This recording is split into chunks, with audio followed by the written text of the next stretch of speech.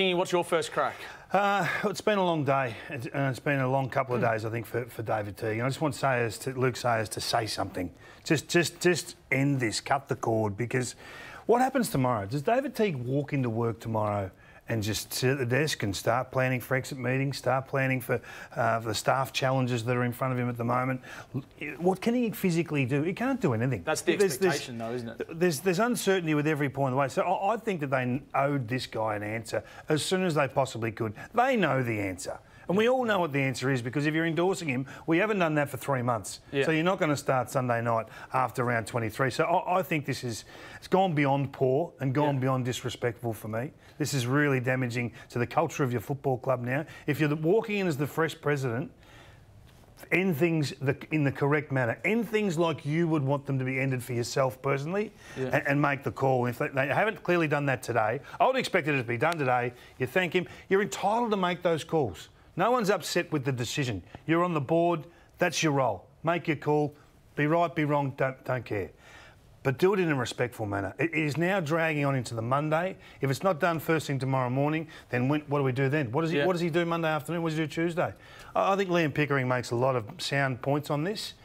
This has been the longest of long goodbyes and really disrespectful. What's the point of them dragging it out, Tom? Why are the board dragging it out? I can't work it out for the life of me why they drag this out. I think it's disrespectful, as you said, to the coach. I think it's disrespectful to the rest of the footy department that's waiting. This review has hung over the club since about round 10. That is a long time for a review to be sitting like a cloud over a club that's been struggling, but not as bad as what... And your mail was the recommendations they had weeks ago, didn't you? Really? The review... The review reached senior management about 3 or 4 weeks ago. It got to the board a couple of weeks ago. What are they waiting for? I mean, if this is the decision they're going to make, as we believe it is, why would they put David Teague and Brad Lloyd and other assistant coaches and the whole footy department through this? I'm in complete agreement with you, Kingy. It doesn't make any sense to me. And, David Teague's going to go to work tomorrow. And he shouldn't go to work tomorrow. That's my point. What's he do? What is work tomorrow? Yeah. What decision is he going to be able to make?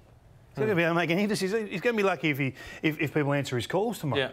Anyway, what's your first crack? My first crack relates to Collingwood. So I'm going to explain why what happened in 2020 is still going to have an impact in 2022 at the Magpies. So this time last year, the club was about to embark on a trade period that was a disaster. We sat here, we all know it. We don't want to relive that too much. But right now, they don't have a list manager for next year. They don't have a coach for next year. Their president is iffy for next year.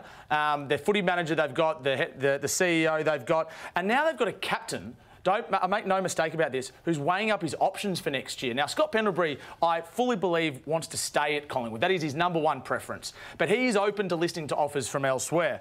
And it's because I think the Pies can't pay him or can't give him what he's worth. Now, that relates back to the salary cap debacle. Graham Wright was on radio early this year, Joey, saying they might have to tip someone else out because they don't have the money. So imagine to Collingwood supporters if Scott Pendlebury leaves because they're lowballing because they literally can't pay him what he's worth. That is a reverberation from what's happened last year that will affect down the track. Scott Pendlebury should be a one-club player, and there should be no debate about where he goes or what he's doing next year. And if it means you give him a 2-year deal, give him a 2-year deal because he deserves that. This football club is going to get worse before they get better, I think. I think they're still on the way down, Joey. How do you see it? Yeah, I think you're right. It'd be soul-destroying if Pendlebury was to leave. We don't think that'll be the case, and we hope not. But it's not really enticing looking at the Pies list going forward because, as you said, they're not going to have any money to bring players into the club. They might lose another 1 or 2 as collateral because of the salary cap situation. They're going to get Nick Dacos, and they're talking about him being every bit of Sam Walsh. Well, he really needs to be if he's going to make an immediate impact because other than that, they've got no draft picks.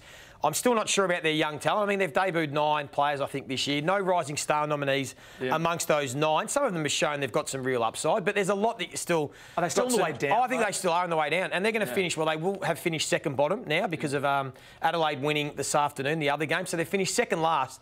And I still think it's going to get worse before it gets better for the Collingwood Football Club. So, for me, it's not an overly enticing list to look at the moment. I still think they've got a lot of work to do before they even start in an upward trend. So, would it be a good thing for the club and for Scott if they did part company? Not with Pendlebury. No. Not with Pendles. I think that's soul-destroying. You need to keep your spiritual leader, your best player, probably one of the all-time great players at the club. There might be some others they might, if they want to do, play some more kids or get some more kids into some other players that you might be able to move on, but not Scott Pendlebury. You couldn't do it. Yeah, I just think with Jordan to go in, Darcy Moore, that the question has to be asked of them. So they're free agents when? Next year? Next year. are they willing to go through 3 or 4 years of down the bottom of the ladder to get back up to the top? And I think they've got every right to question whether they are. Darcy Moore flirted with leaving last time. Jordan De Goey took until the very end of last season, I think, to re-sign. I'm not suggesting they go anywhere this year, but they don't want to be at a club that's down the bottom of the ladder. So there's a lot of ramifications from this disaster in 2020 that are still being felt.